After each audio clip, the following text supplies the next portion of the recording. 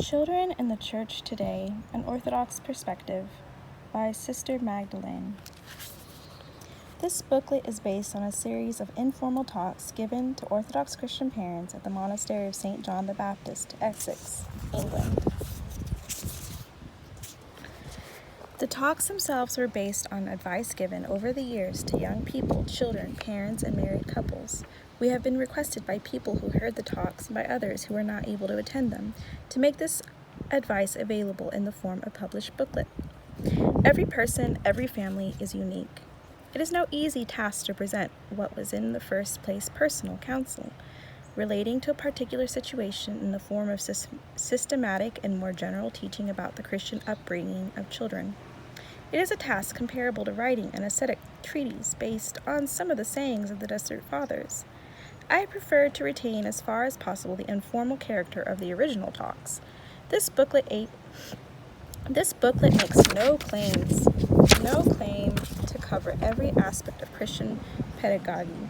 For example, the fact that the talks were given to those who worship regularly in a monastic church means that certain aspects are emphasized in a way that may not be necessary in another pastoral situation. At the start of the talk, I asked those present to pray for me as I tried to transmit what I had learned from our fathers and God, and to receive with prayer and discernment what I would say. I would like to make the same request to anyone seeking guidance from this booklet. Perhaps people will wonder what gives monks or nuns the right to speak about marriage and the raising of children.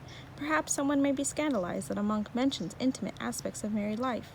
Even those who appreciate advice they have heard from a monk may nonetheless feel that the monk cannot have experienced how difficult it is to put such advice into practice day after day for many years. Yes, it may be easier said than done. Nonetheless, if someone has a pastoral task, and in our church lay people have for centuries turned to monasteries for counsel about every aspect of their life, he has to deal with real pastoral situations. Monasticism is a call to a particular person. It does not imply that the monk is ignorant of human life as it really is. It is true that many of the things we will speak about are outside the monk's own life. However, when, for example, a monk is sent as a missionary, he cannot speak to the natives in his new land as he would speak to the novices in his monastery at home. He must know the problems and the needs and the language of his flock. All of us, monks and laymen, are trying to live the same Christian life, but in different situations. Monks cannot speak glibly about living according to the gospel when they experience every day in the monastery how much effort it means, and when they are speaking about the salvation of children whom they know and love. The meaning of Christian education. If we, as Christians, are accustomed to consider every aspect of our life the perspective of the divine commandments, we could express our desire for our children in this way.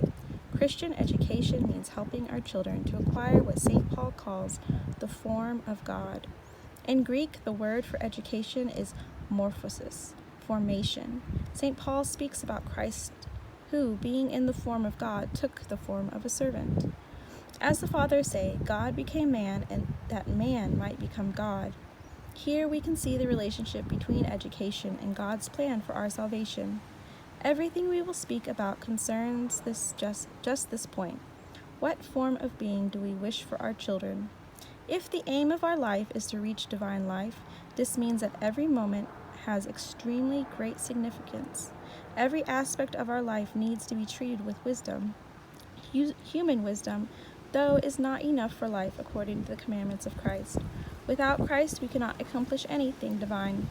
God offers us his very life, but we are forever his creatures. And this means, practically, that the question for us all, not only for our spiritual fathers, is to ask God about what to do, what to say, and how to express what we say in the upbringing of children. A knowledge of child psychology, or even a fine intuition about one's own children, will not lead to eternal being unless we also invite divine grace by prayer.